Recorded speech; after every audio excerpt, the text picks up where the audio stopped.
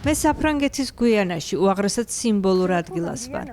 სწორედ აქედან ქალაქ კურუდან აფრინდება რუსული სოიუზის ტიპის რაკეტები, რომლებსაც ევროპაშიც იყენებენ. ეს ადგილი უცხოური წარმოების რაკეტებზე დამოკიდებულების სიმბოლო იყო. დღეს აქ ტექნოლოგიების ტრანსფორმაცია მიმდინარეობს, რათა მან შეძლოს გაუშვას მრავალჯერადი მინი რაკეტა სახელწოდებით მაია.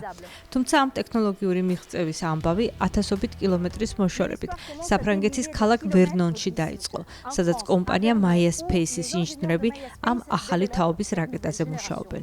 და სწორედ ეს ადგილი მინდა გაჩვენოთ ჩვენი გადაცემის დამზადებული ევროპაში სპეციალურ გამოშვებაში, რომელიც კოსმოსის ათვისების ევროპულ მიდგომას ეძღვნება.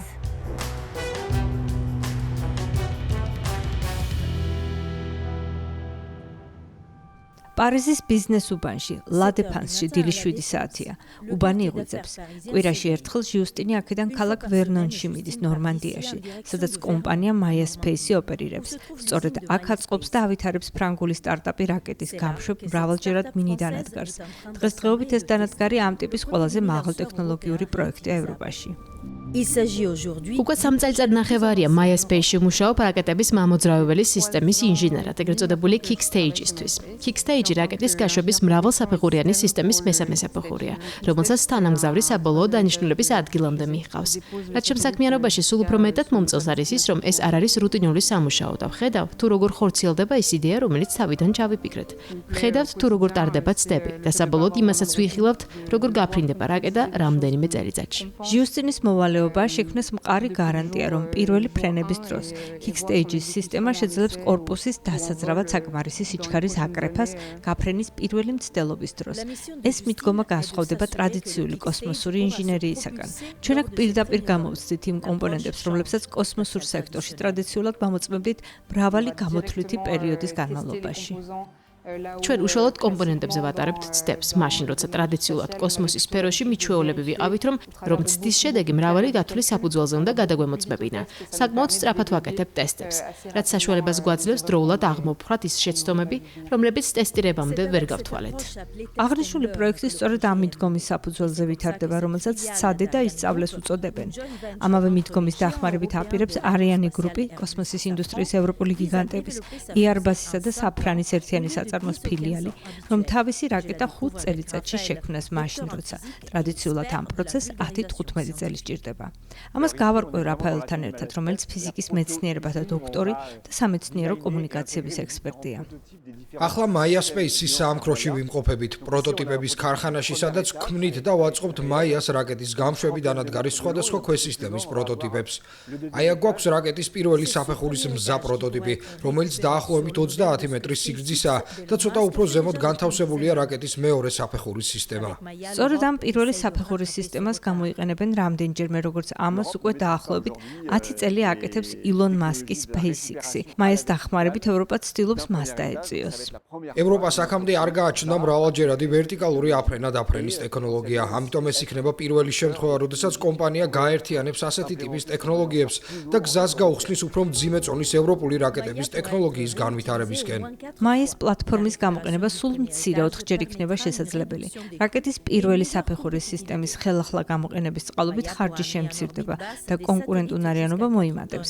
Maya 4 ტონამდე წონის თანამგზავრის გატანა შეძლებს დედამიწის ქვედა ორბიტაზე. ეს კი მცირე თანამგზავრების ბაზრის სწრაფი ზრდის საშუალებას იძლევა, რომლებსაც როგორც წესი დედამიწაზე დაკვირვებისა და კომუნიკაციებისთვის იყენებენ. ეს ერთგვარი კოსმოსური ტაქსია, რადგან ჩვენ შევძლებთ უფრო მსუბუქი ტვირთის გაშვებას, მძიმეწონიანი თანამგზავრების გამტან რაკეტებთან შედარებით, რომლებსაც კოსმოსის ავტობუსებს უწოდებენ. Maya Space-ის მიზანია ტაქსის მომსახურება ავტობუსის ბილეთის ფასად შესთავაზოს მომხმარებელს. მრავალჯერადი გამოყენების ევროპული მინი-სარაკეტო გამშვები პლატფორმის შემუშავება მხოლოდ ტექნოლოგიის საკითხი არ არის. ეს მოდელი ევროპული კოსმოსური სექტორის ეკონომიკის რევოლუციასაც გულისხმობს. აი ასეთ მოდელს გვთავაზობს ეს სტარტაპი. მაინც როგორია ეს მოდელი? ამ კითხვას კომპანიის ხელმძღვანელს დავუსვამთ. L'industrie spatiale est en train de se transformer. კოსმოსური ინდუსტრია ტრანსფორმაციას განიცდის, რაც ძირითადად ტექნოლოგიური ცვლილებებით არის განპირობებული.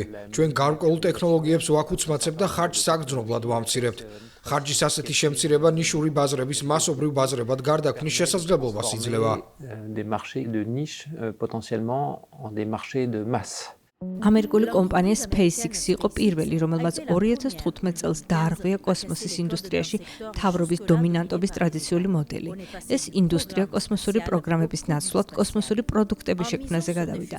SpaceX-ის პატრონმა ილონ მასკმა მრავალჯერადი რაკეტების კოსმოსში ხშირი გაშვებით კოსმოსის ათვისების ახალი ეპოქა დაიწყო. ამ ბიზნეს მოდელს კერძო სექტორი და მოქნილი ინდუსტრიული მეთოდები უყრიან საფუძველს. ევროპამ ხელიდან გაუშვა ეს გარდამტეხი მომენტი ეკონომიკური ანალიზის გამო, რომელიც არასწორი აღმოჩნდა. ევროპამ არ დაიჯერა, რომ მრავალჯერადი სარაკეტო გამშვები მოწყობილობის წარმოებას შეიძლებოდა ეკონომიკური სარგებელი მოეტანა. ევროპას ნამდვილად შეუძლია ამ ტექნოლოგიების განვითარება და ჩვენ უკვე მესამე წელია, რაც სწორედ ამაზე ვმუშაობთ. თუ გსურს კონკურენტ უნარიანი ვიყოთ, უნდა შევძლოთ, რომ მიუახლოვდეთ SpaceX-ის Falcon 9-ის წარმოების ხარჯს 1 კილოგრამზე. de Falcon 9 de SpaceX.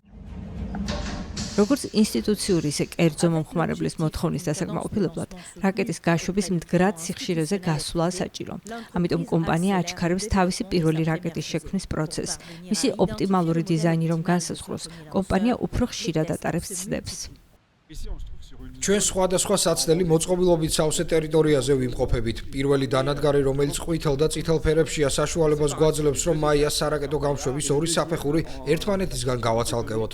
ხოლო მეორე მოწყობილობა, ბეტონის კონსტრუქცია, საშუალებას გვაძლევს გავზომოთ იმ მექანიკური დარტყმების სიძლიერე, რომელსაც პრომეთეს ტიპის ძრავების ბიძგები აყენებს სარაკეტო გამშვებს. შეგვიძლია უფრო ახლოს მივიდეთ, რომ ეს მოწყობილობები უკეთესად დავინახოთ. აი ამ ჩარჩოში განთავსდება 3 პრომეთეს ტიპის ძრავა, რომლებიც რაკეტას ფრანგულ გვიანიდან აფრენის საშუალებას მისცემს. აქ კი ვამოწმებთ, თუ როგორია რაკეტის კონსტრუქციის მექანიკური მედეგობა ძრავების მიერ მიყენებული ბიძგებისადმი, რათა დავწმუნდეთ, რომ კონსტრუქცია არ დაიშლება. რაკეტის მეორე საფეხურის ეს ნახევრად დაშლილი პროტოტიპები, რომელთაც ცდებს გაუძლეს, თვალნათლივ ადასტურებენ ამ სტარტაპის მიერ შემუშავებული მეთოდის ძალასა და მნიშვნელობას. Sur cet essai-là, effectivement, on est allé au-delà de la limite que l'on ამ ცდის შედეგება მოლოდინს გადააჭარბა. მასალამ იმაზე გაცილებით მეტ დატვირთვას გაუძლო, ვიდრე ჩვენ ველოდით. ეს კი მომავალში ახალი ნიმუშების დიზაინის მოდიფიკაციისა და გაუმჯობესების საშუალებას იძლევა. L'amélioration du design pour les exemplaires futurs. კომპანია MySpace-მა უკვე დადო მრავალწლიანი კომერციული კონტრაქტები. რაკეტის პირველი კომერციული გაშვება 2027 წლის დასაწყისში იგეგმება. მძიმე რაკეტების გამშვები Ariane 6-ითა და მცირე რაკეტების გამშვები MySpace-ის შექმნით ევროპა კოსმოსის ათვისების სფეროში თავის დამკვიდრების დამატებით გარანტიებს ქმნის.